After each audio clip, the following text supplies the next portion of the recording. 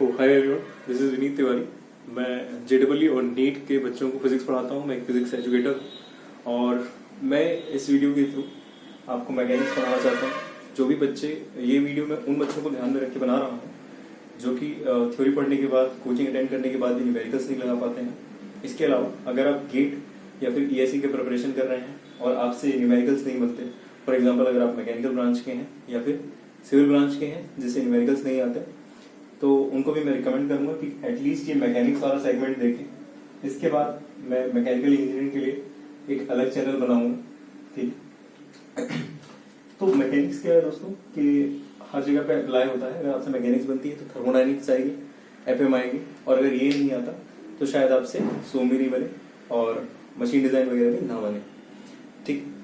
तो इस वीडियो के थ्रू इस वाले चैनल में मैं मैकेनिक्स पढ़ाऊंगा जेडब्ल्यू और नीट के बच्चों को, ठीक।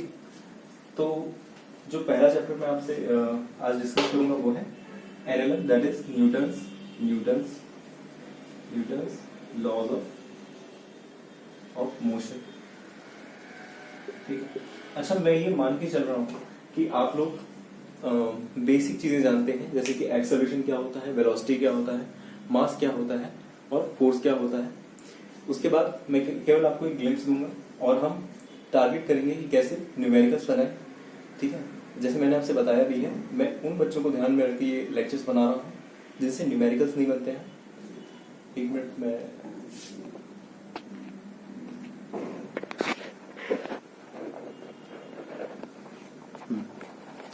तो मैं उन बच्चों को ध्यान में रखकर ये वीडियो बना रहा हूँ जिनसे न्यूमेरिकल्स नहीं बनते हैं, इसलिए मैं केवल एप्लीकेटिव पढ़ाऊंगा। और अगर आप ये वीडियो देख रहे हैं तो मैं आपको सजेस्ट करूंगा कि आप कॉपी पेन लेकर बैठें। जो भी मैं न्यूमेरिकल डिस्कस करूं उसको आप लिखें, ठीक है। जो भी मैं डिस्कस करूं उसको आप अपने आसान शब्दों में लिख सकते हैं। अगर आपको नोट्स चाहिए तो मुझे कमेंट में बता दीजिएगा। अगर आपकी कोई क्वायरीज आती हैं तो मैं एक टेलीग्राम चैनल फॉर्म कर दूंगा, उसमें आप अपने न्यूमेरिकल्स भेज सकते हैं, जो भी पढ़ा रहा हूँ उससे रिलेटेड, ठीक है। अगर आपकी क्वायरी है कोई, ठीक है। तो कौन सी बुक मैं फॉलो करता हूँ मैं बता दूं आपको। 3 बुक्स का एमलगेशन है मेरे लेक्चर्स में, दैट इज रेसनिक हेरिडे,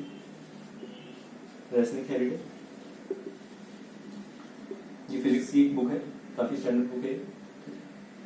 कोई बच्चा को अगर थोड़ा थ्योरी पढ़ना है और समझना है फिजिक्स को बहुत अच्छे से, तो ये बुक भी फॉलो कर सकता है। हालांकि काफी लेंदी है, टाइम कंज्यूमिंग हो जाएगा, ठीक। दूसरी बुक जो मैं फॉलो करता हूँ वो है डीसी पांडे,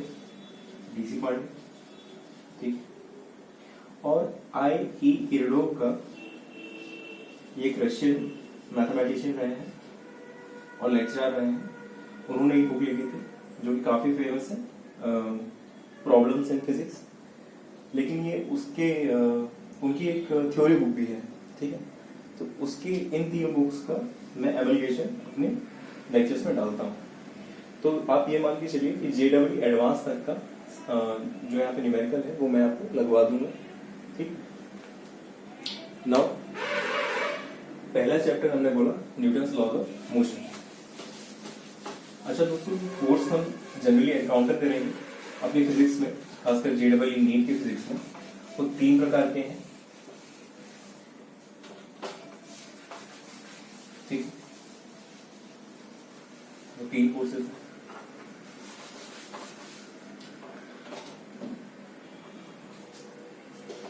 एक तो है अपना फील्ड फोर्सेस,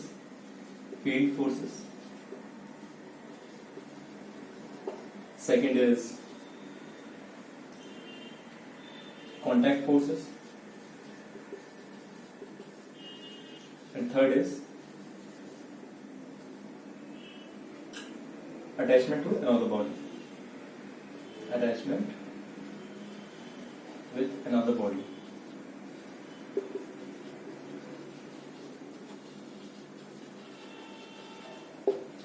अब फील्ड फोर्सेस कौन से हैं?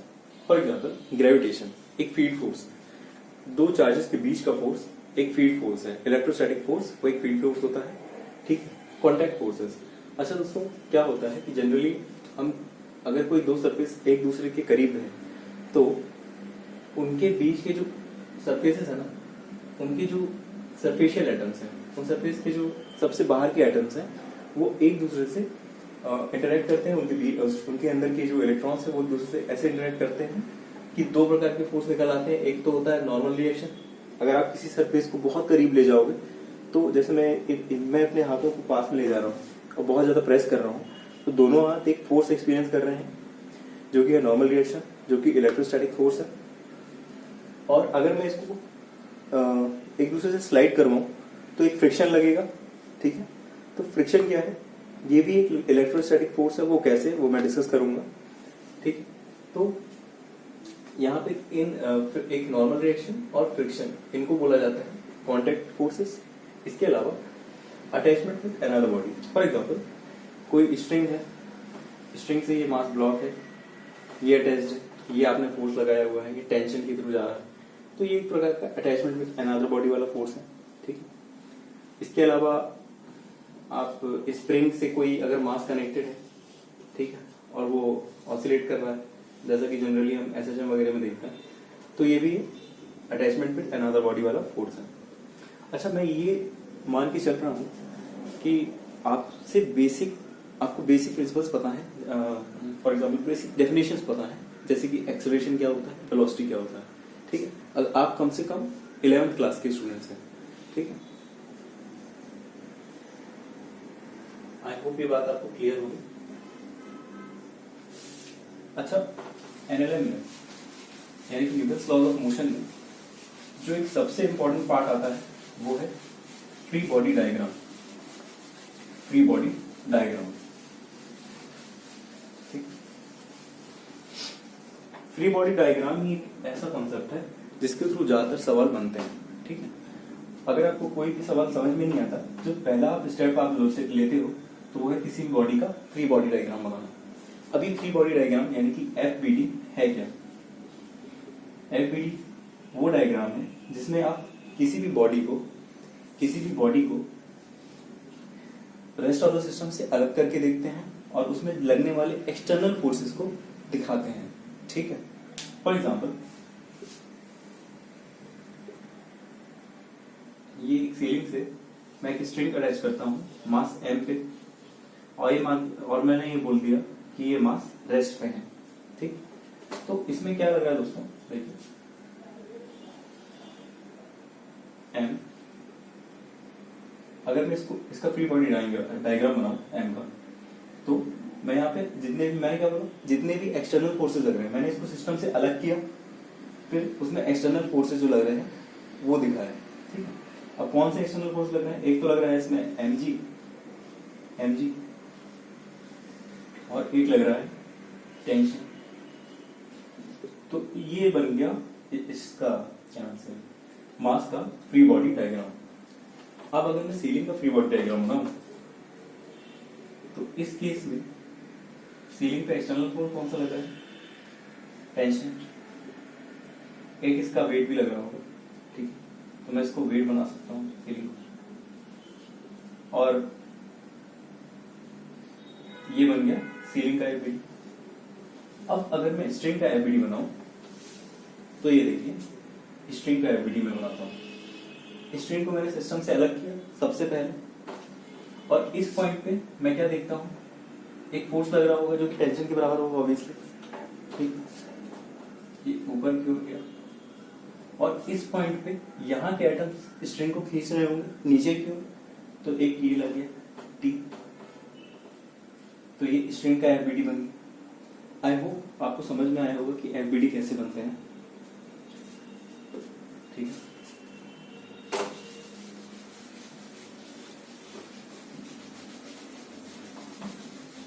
अच्छा दोस्तों, एक बात मैं क्लियर करना चाहता हूं,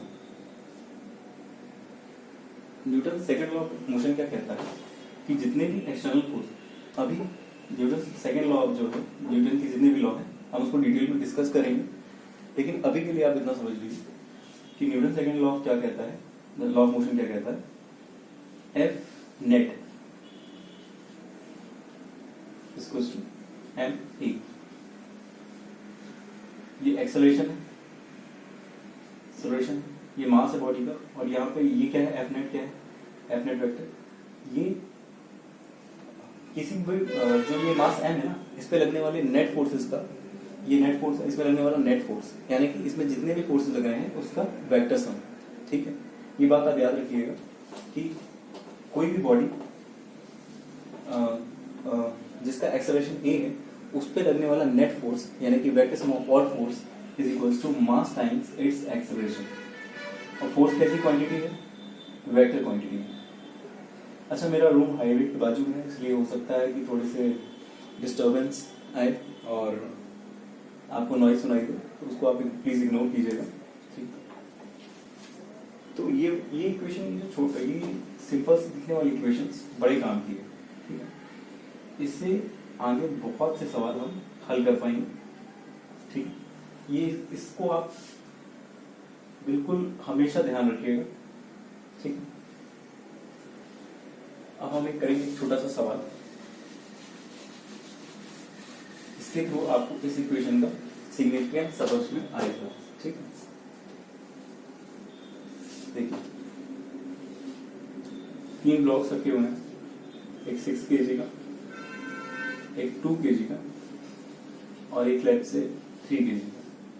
ठीक, ये स्मूथ सरफेस में रखे हुए, स्मूथ सरफेस यानी फ्रिक्शन 0। ठीक, और मैं यहाँ पे एक फोर्स लगाता हूँ 22 न्यूटन का।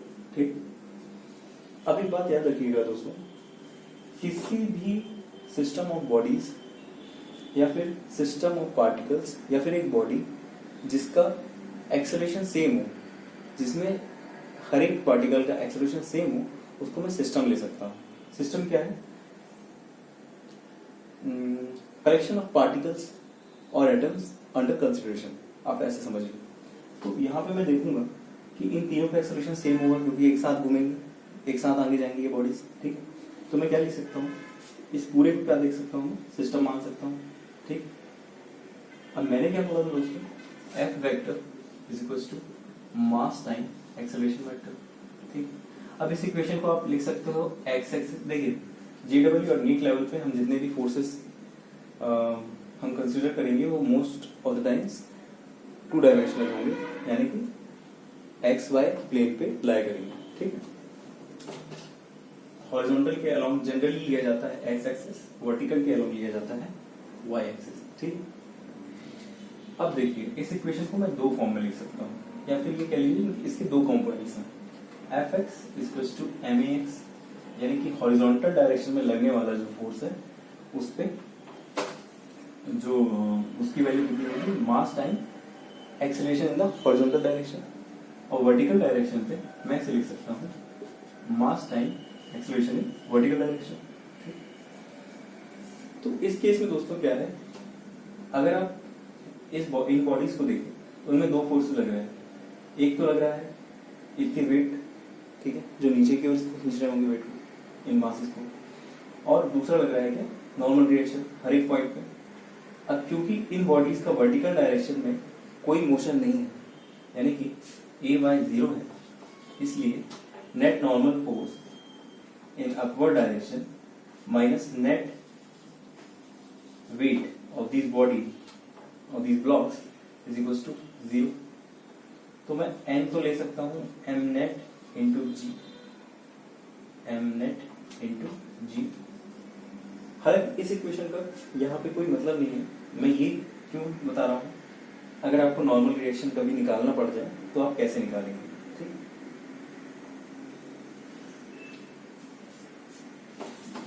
अब हमारा क्वेश्चन क्या था, ये 3 ब्लॉक्स हैं, 20 न्यूटन का मैंने फोर्स लगाया है और मुझे ये बताना है कि 2 kg ब्लॉक पे नेट एक्सेलरेशन नेट फोर्स कितना लग रहा है।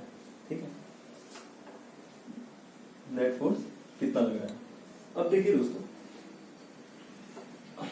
किसी भी मैंने क्या देखा, इन तीनों का एक्सेलरेशन सेम था, और अगर एक्सेलरेशन सेम है तो मैं इन तीनों को क्या मान सकता हूँ, सिस्टम मान सकता हूँ। ठीक, तो अब मैंने क्या किया कि इन तीनों को सिस्टम माना। ठीक है, और फिर कौन सा इक्वेशन लगाया, ये वाला।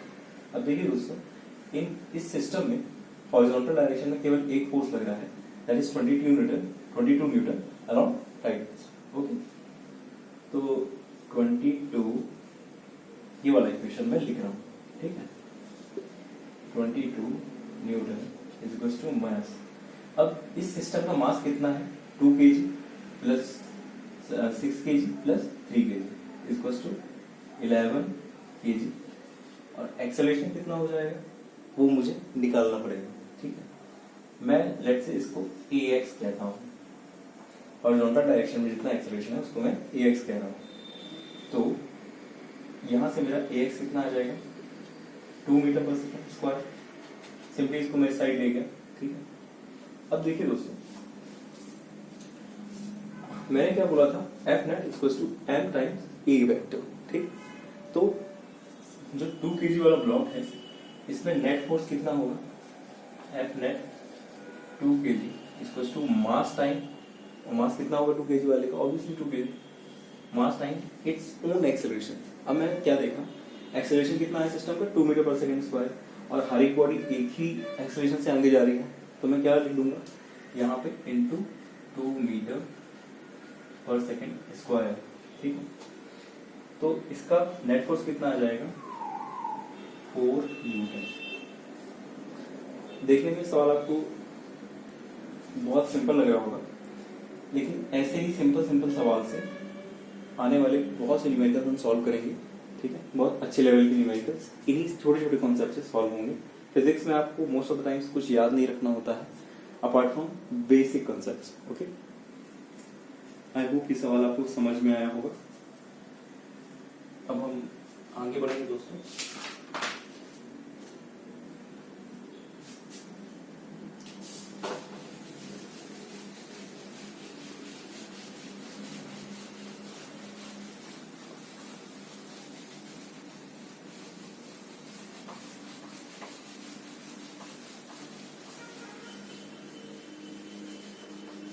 एक और क्वेश्चन हम करेंगे।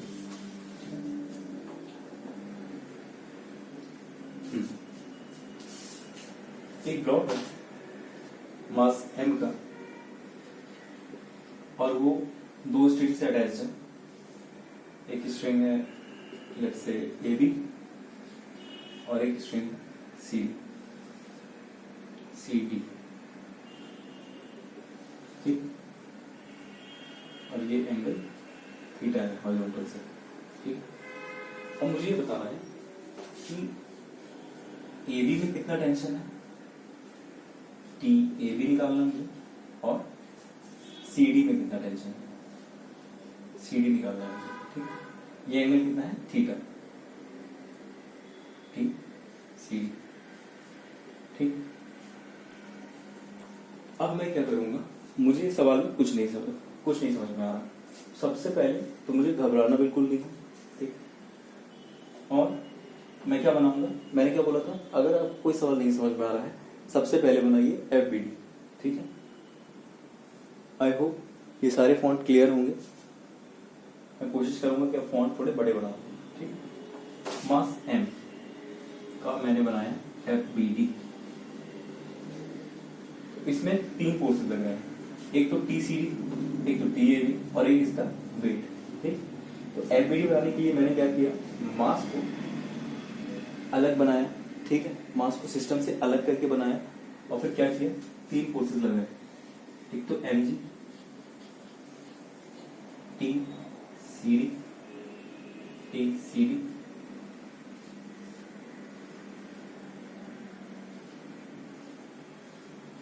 और एक TAB, ठीक है।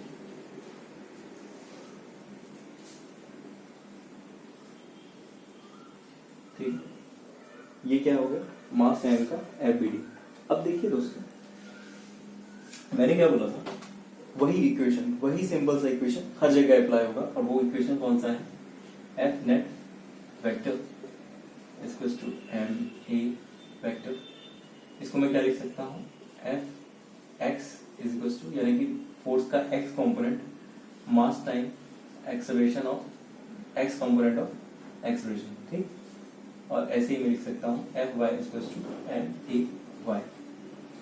अब देखिए दोस्तों, ये जो टी सी डी है इसका वर्टिकल डायरेक्शन में अगर मैं कंपोनेंट लूं तो क्या आएगा, क्योंकि यहाँ पे थोड़ी जगह की कमी है मैं इन इक्वेशंस को अभी के लिए मिटा रहा हूँ, और आप याद रखिएगा ठीक, क्योंकि उसको ही अप्लाई कर करके हम सारे सवाल करेंगे। देखिए अब टी सी डी क्या है, टी सी डी क्या है, इसका वर्टिकल कंपोनेंट हम देख सकते हैं कितना आएगा, T C D cos of ये वाला एंगल, कॉस ऑफ ये वाला एंगल ठीक, और ये वाला एंगल कितना होगा 90 माइनस थीटा, तो क्या लिख सकता हूँ T C D cos of 90 minus theta कितना हो जाएगा sine theta, cos 90 minus theta equal to sine theta. ठीक है, अब देखिए दोस्तों ये कुछ ऐसा समझ में आएगा, उसके बाद जो डायग्राम वो हमारा ऐसे बन जाएगा।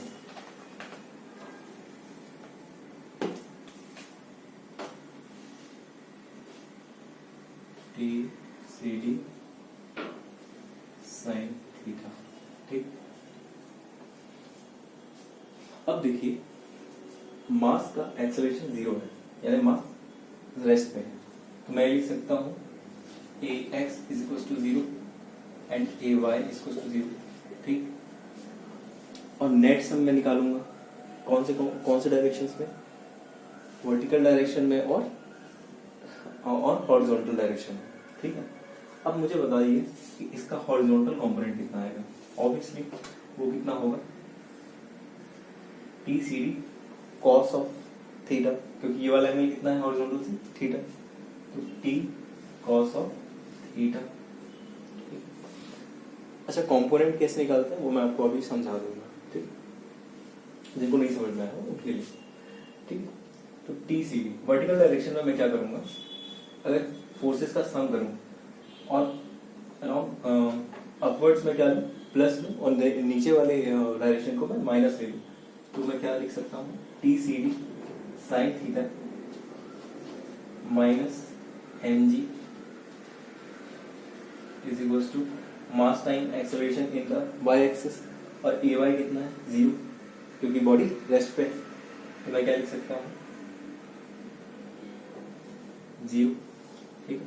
यहाँ पे क्या आ जाएगा 0, वर्टिकल सम फोर्सेस का वर्टिकल डायरेक्शन में, और उसके डायरेक्शन में एक्सेलरेशन कितना है 0, तो फोर्स नेट सम कितना हो जाएगा, फोर्सेस का नेट सम कितना हो जाएगा 0। यहाँ से मेरा आ जाएगा टी सी डी ठीक है, टी सी डी आ जाएगा M G by sine theta ठीक है। अब इस वैल्यू को यहाँ पे लिखे रहेंगे ठीक है। अब मैं क्या कर रहा हूँ हॉरिजॉन्टल डायरेक्शन में फोर्सेस का सम करता हूँ, क्यों, क्योंकि मेरे को अभी टी ए भी निकालना है, तो हॉरिजॉन्टल डायरेक्शन में राइट साइड को मैं पॉजिटिव लूँ और लेफ्ट साइड को नेगेटिव लूँ, तो क्या होगा दोस्तों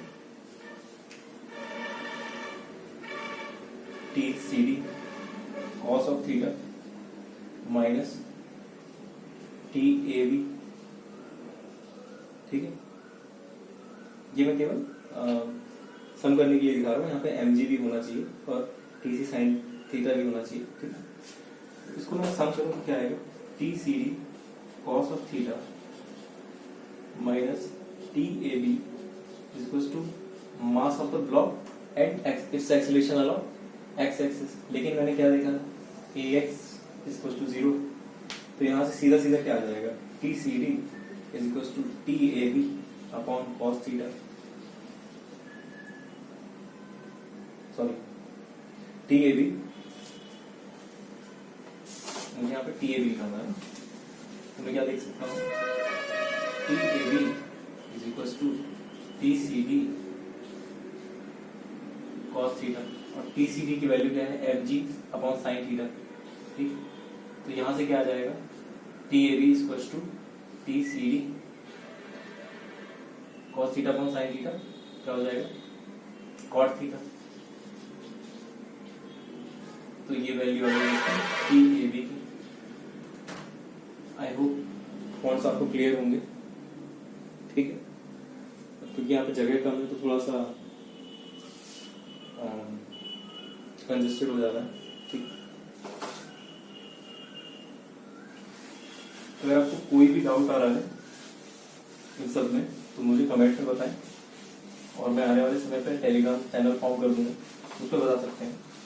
अच्छा, अगर आप JEE नीट के स्टूडेंट नहीं हैं या फिर मैकेनिकल इंजीनियर के नहीं हैं, ठीक है, तो उस केस में अगर आपके अगर आप मेरा वीडियो देख रहे हैं, कोई रिलेटिव होगा, ठीक है, या फिर कोई बच्चा जिसको फिजिक्स नहीं आती है या फिर पढ़ लेता है, न्यूमेरिकल्स नहीं बनते हैं, प्लीज आप उसको मेरा चैनल सब्सक्राइब करने के लिए बोलें, उसको मेरा वीडियो शेयर करें, लिंक भेजें। और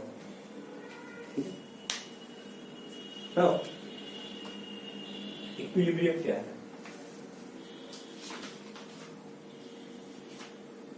इक्विलिब्रियम, अच्छा सबसे पहले हम देख लेते हैं कंपोनेंट्स कैसे निकालते हैं। देखिए कोई फोर्स है, ठीक है, कोई फोर्स है जो कि एक्स और वाई एक्सिस पे, जो एक्स और वाई प्लेन पे एग्जिस्ट करता है, और उसका एंगल एक्स एक्सिस कितना है? थीटा। ठीक है, ये मान लीजिए फोर्स है। तो कंपोनेंट का मतलब क्या होता है? कंपोनेंट आप कैसे समझ सकते हैं? ये देखिए, मैं रेज पास करूं, मान लीजिए एक्स एक्सिस है तो इसके परपेंडिकुलर रेज डालूं, यहाँ पे लाइट रेज डालूं, और कोई एक ऐसा यहाँ पे फोर्स की जगह आप मान लीजिए कोई एक ऐसा प्लेन हो, तो यहाँ पे इसकी छाया क्या बनेगी? छाया कितने डिस्टेंस की पड़ेगी? देखिए दोस्तों, ऑब्वियसली इस लेंथ के बराबर, और ये लेंथ कितना होगा? ये वाला लेंथ कितना होगा? हाइपोटेन्यूस कॉस थीटा, बेस के बराबर ही होगा ना, बेस के बराबर ही होगा ना लेंथ, तो ये कितना हो जाएगा? F cos of theta. अब ऐसे ही मुझे अगर इस डायरेक्शन में इसका कंपोनेंट निकालना है तो मैं क्या कर सकता हूँ? यहाँ पे लाइट रेज डालूंगा, ठीक, तो इसकी छाया कितनी बनेगी? इस एंगल, इस लेंथ के बराबर, और ये कितना होगा? एफ कॉस ऑफ ये वाला थीटा, कॉस ऑफ ये वाला एंगल कितना है? 90 माइनस थीटा। ठीक है, तो मैं लिख दूंगा F cos of 90 minus theta is equal to F of sine theta. ठीक है, तो ये है एक्चुअल मीनिंग फोर्स के कंपोनेंट्स का। ऐसे आप फोर्स का कंपोनेंट निकाल सकते हैं। ठीक है दोस्तों, तो आई होप ये आप कंपोनेंट निकालना समझ गए होंगे, कंपोनेंट क्या होता है और कैसे उसको निकालें। ठीक है, कुछ नहीं करना है, किसी भी वेक्टर का कंपोनेंट निकालना है किसी लाइन के अलाउंग। ठीक है, कोई भी एक्स वाई जेड वेक्टर है तो उसका magnitude times cos of the angle between that line and a vector. ठीक है, मान लीजिए ये वी वेक्टर होता है, वेलोसिटी वेक्टर होता है, ठीक है, तो इसके अलाउंग जो कंपोनेंट होता है वो कितना निकाल सकते हैं हम? इस एंगल के, इस लाइन के अराउंड, मान लीजिए एंगल अल्फा है और ये लाइन है, इसके अराउंड हमको बी का कंपोनेंट निकालना है, तो हम सीधे करेंगे क्या?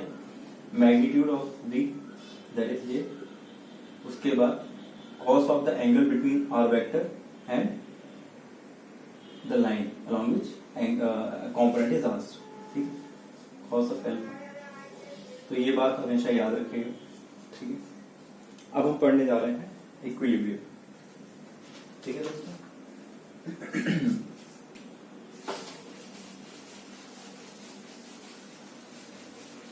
इक्विलिब्रियम। अब इक्विलिब्रियम वर्ड से ही समझ में आ रहा है कुछ इक्वल टाइप का। ठीक है, तो मैं ये कह सकता हूं इक्वल्स कहां से ये वर्ड निकला है? इक्वल से। इक्विलिब्रियम जो वर्ड है, इक्विलिब्रियम वर्ड निकल के आया है इक्वल से। किसी भी एक्सिस के अलोंग जो कंपोनेंट निकल रहे थे, along vertically upwards and downward direction, और horizontally rightwards and leftward direction, F1, F2, F3, F4, कोई भी कंपोनेंट निकल रहा था वो इक्वल था। ठीक है, राइट वाला लेफ्ट वाले के इक्वल था, ऊपर वाला नीचे वाले के इक्वल था। तो net sum of all forces क्या हो गया? 0 हो जाएगा, ऑब्वियसली कैंसिल आउट हो जाएंगे। ठीक है, तो नेट फोर्स वहां पे क्या आ रहा था? 0। वहां से निकल के आया है वर्ड इक्विलिब्रियम। अच्छा, एक और कॉन्सेप्ट होता है, एक और टर्म होता है फिजिक्स में, दैट इज टॉर्क। ठीक है, टॉर्क क्या था? मूवमेंट। ठीक है, तो जितना काउंटर क्लॉकवाइज मूवमेंट था उतना ही क्लॉकवाइज मूवमेंट हो तो नेट मूवमेंट कितना हो जाएगा? 0। ठीक है, तो अब काउंटर क्लॉकवाइज वाला जो मूवमेंट था वो क्लॉकवाइज के बराबर होगा, इक्वल होगा। ठीक है, इक्विलिब्रियम कंडीशन। ठीक है, तो इक्विलिब्रियम है क्या? फाइनली हम इसको डिस्कस करते हैं। अगर किसी बॉडी पे net sum of all forces is 0 and F net vector equals to 0 and sum of all torques is equals to 0,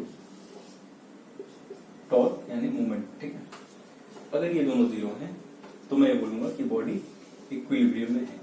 ठीक है, अब इसको मैं जो F net इक्वल्स टू 0 है, इसका मीनिंग क्या है? अब F net क्या होता है दोस्तों?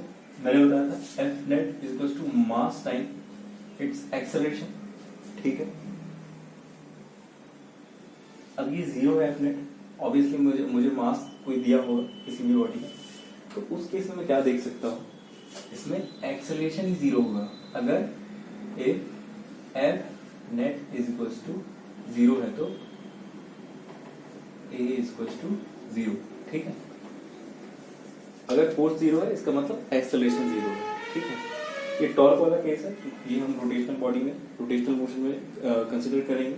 अभी के लिए आप इतना समझ लीजिए, एनएलएम में ये यूज होने वाला है। ठीक है, और टॉर्क भी अगर यूज होगा तो वहां पे मैं आपको बता दूंगा। उसका मीनिंग ये है कि angular acceleration is equals to 0।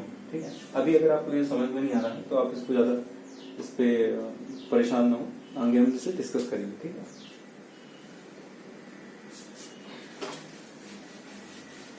अब देखिए दोस्तों, जो इक्वेशन है ना, ma equals to 0, f equals to ma equals to 0। ठीक है ना, इसका मीनिंग ये है कि एक्सेलरेशन जो है वो x एक्सिस के अलोंग 0 है, y एक्सिस के अलोंग 0 है और z एक्सिस के अलोंग 0 है। ठीक है, लेकिन केवल इतना ही मीनिंग नहीं है, इसका मीनिंग ये है किसी भी एक्सिस के अलोंग अगर कोई बॉडी रखी हुई है, से लेट से मास, और उसमें नेट लगने वाला फोर्स 0 है, तो इस एक्सिस के अलोंग भी उसका एक्सेलरेशन 0 होगा, इस एक्सिस के अलोंग भी 0 होगा, और कोई भी एक्सिस आप बना लीजिए। ठीक है, तो अगर आपको कोई क्वेश्चन मिले जिसमें ऐसा दिया हो कि नेट फोर्स इक्वल्स टू 0, तो आप फोर्स को किसी भी डायरेक्शन में आप उसको वो कर लीजिए, रिजॉल्व कर दीजिए। ठीक है, cos थीटा करके, f cos थीटा करके, और उसमें लगा दीजिए ma इक्वल्स टू 0। ठीक है, इसका ये जो सिंपल सी दिखने वाली इक्वेशन है ये अपने को बहुत सारी जगह पे काम आएंगी। ठीक है, और ये जो कंसेप्ट है आप इसको ध्यान रखिएगा। अगर आपको नहीं समझ में आ रहा है तो भी अभी ज्यादा परेशान ना हो, ये न्यूमेरिकल्स के थ्रू समझने वाली चीज है। ठीक,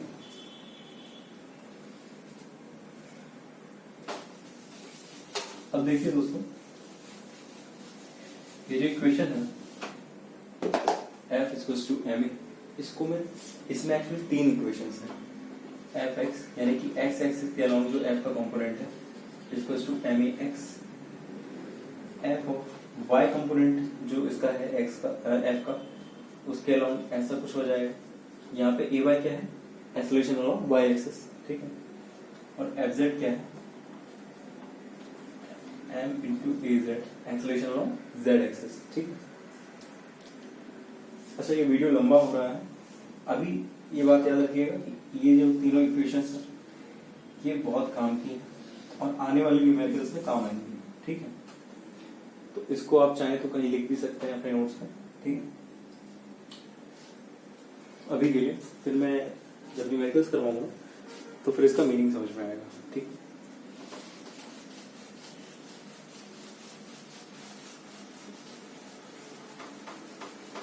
और दोस्तों हम फ्रिक्शन के बारे में थोड़ा सा जान लेते हैं इस वीडियो के एंड होने के पहले। देखिए क्या होता है कि कोई कितने भी स्मूथ सरफेस हो, ठीक है, कितना भी स्मूथ सरफेस हो, माइक्रोस्कोपिक लेवल पे उसमें डिफॉर्मिटीज होती हैं, वो इतना स्मूथ नहीं होता, और उसमें क्या होता है, उसके जो सरफेस होते हैं ना वो थोड़े से एब्रेसिव होते हैं, स्मूथ नहीं होते हैं, ठीक है। कुछ ऐसा दिखने वाला है। अगर कोई सरफेस आपको बहुत स्मूथ लग रहा है, आप उसको जब माइक्रोस्कोप में देखेंगे उसके एटम्स ऐसे हैं, उबड़ खाबड़ है, ठीक है। तो क्या होता है कि जब दो सरफेस कांटेक्ट में आते हैं, फॉर एग्जांपल ये ब्लॉक रखा हुआ है M1 M2, ठीक, M1 और M2, ठीक, एक दूसरे कांटेक्ट में। अगर आपको ये ब्लॉक स्मूथ भी लग रहे हो,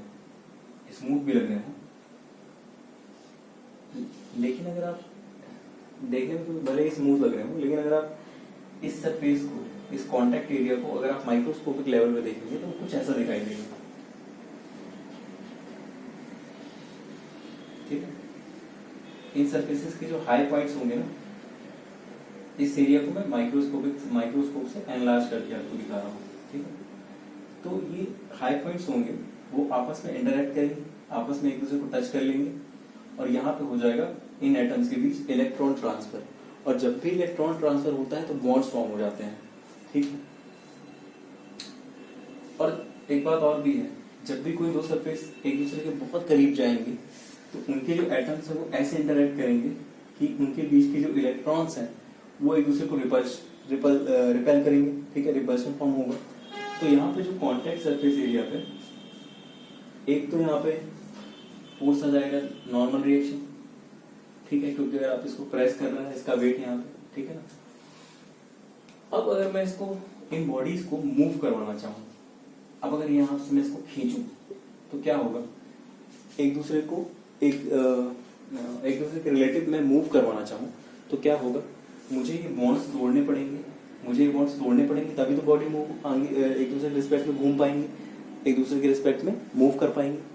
तो इन बॉन्ड्स को तोड़ने के लिए मुझे एक फोर्स लगाना पड़ेगा, और ये वाला सरफेस ऊपर वाले सरफेस पे कौन सा फोर्स लगाएगा, ये वाला फोर्स लगाएगा इस डायरेक्शन में, और इसी फोर्स को कहते हैं फ्रिक्शन, ठीक है।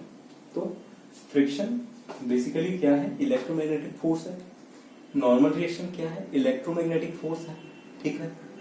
तो इसीलिए कहते हैं कि फ्रिक्शन जो है हमेशा रिलेटिव मोशन को अपोज करता है। क्यों अपोज करता है, क्योंकि बॉन्ड्स टूट रहे होते हैं उस समय, ठीक है। तो ये मैंने आपको बताया कि नॉर्मल रिएक्शन का और फ्रिक्शन का माइक्रोस्कोपिक कॉज क्या है, ठीक है। इसको हमेशा याद रखिएगा, ये कोई नहीं बताता, कहीं पे भी कोई नहीं बता पाएगा आपको शायद, ठीक है।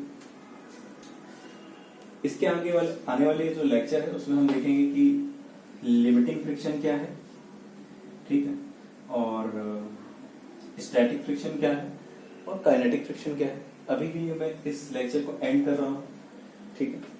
मैं चाहता हूँ कि अगर आप मैकेनिकल के स्टूडेंट हैं, अगर आप किसी भी इंजीनियरिंग ब्रांच के स्टूडेंट हैं, आप फिजिक्स समझना चाहते हैं, या फिर आपसे न्यूमेरिकल्स नहीं बनते हैं अपने सब्जेक्ट के, तो आप प्लीज एटलीस्ट ये मैकेनिक्स वाला सेक्शन देखिए, ठीक है। मैं एजुकेटर हूँ फिजिक्स का, ठीक है। मुझे JEE स्टूडेंट्स का ये डाउट आता है, और नीट के स्टूडेंट को मैं ये प्रॉब्लम में देखता हूँ कि वो लेक्चर्स देख लेते हैं, उनसे न्यूमेरिकल्स नहीं आते, वो क्लास अटेंड कर लेते हैं, उनसे न्यूमेरिकल्स नहीं आते, थ्योरी पढ़ने के बाद उनसे न्यूमेरिकल्स नहीं आते। जो गेट के स्टूडेंट्स हैं वो तमाम कोचिंग्स में जाते हैं, उसके बाद भी उनसे न्यूमेरिकल्स नहीं आते, सब पढ़ने के बाद, सब फॉर्मूला याद होने के बाद, तो कैसे न्यूमेरिकल लगाया जाता है वो एबिलिटी मैं इस चैनल के थ्रू आपको देना चाहता हूँ, ठीक।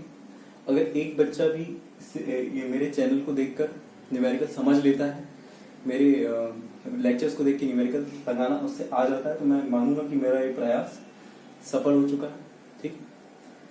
इसके अलावा दोस्तों अगर कोई भी क्वायरी आती है तो मुझे आप कमेंट में बताइए, और टेलीग्राम चैनल में फॉर्म कर लूँगा, तो उसमें आप मुझे कांटेक्ट कीजिएगा, ठीक है। जो भी मैं लेक्चर्स डिलीवर कर रहा हूँ उससे रिलेटेड अगर आपके पास कोई न्यूमेरिकल है जो आपसे नहीं बना है तो वो भी आप मेरे को भेजिए, मैं उसको भी क्वायरी में एक सेपरेट चैनल बना के क्वायरी हम डिस्कस करेंगे, ठीक। अभी भी दोस्तों हमने आज क्या पढ़ा, NLM पढ़ा। तो आप कोशिश कीजिए, अगर आप JEE नीट के स्टूडेंट हैं या फिर गेट के भी स्टूडेंट हैं, तो आप कोशिश करिए कि उस टाइप का न्यूमेरिकल आप लगाएं, FBD बना के बहुत सिंपल क्वेश्चंस करें आप, ठीक है। आई होप ये वीडियो आपको पसंद आया होगा, तो हम एंड करते हैं इसे। Thank you for watching. और हाँ, मेरे वीडियो को सब्सक्राइब करें मेरे चैनल को और शेयर करें ज़्यादा से ज़्यादा। उन बच्चों को खासकर शेयर करें जिनसे जो JEE नीट की प्रिपरेशन कर रहे हैं और जो गेट के हैं उनसे न्यूमेरिकल्स नहीं आते हैं। तो मेरा ये सेगमेंट देखें वो लोग मैकेनिक्स का, आई होप उनको न्यूमेरिकल एबिलिटी में दे पाऊंगा। ठीक, thanks for watching, thanks for giving your time.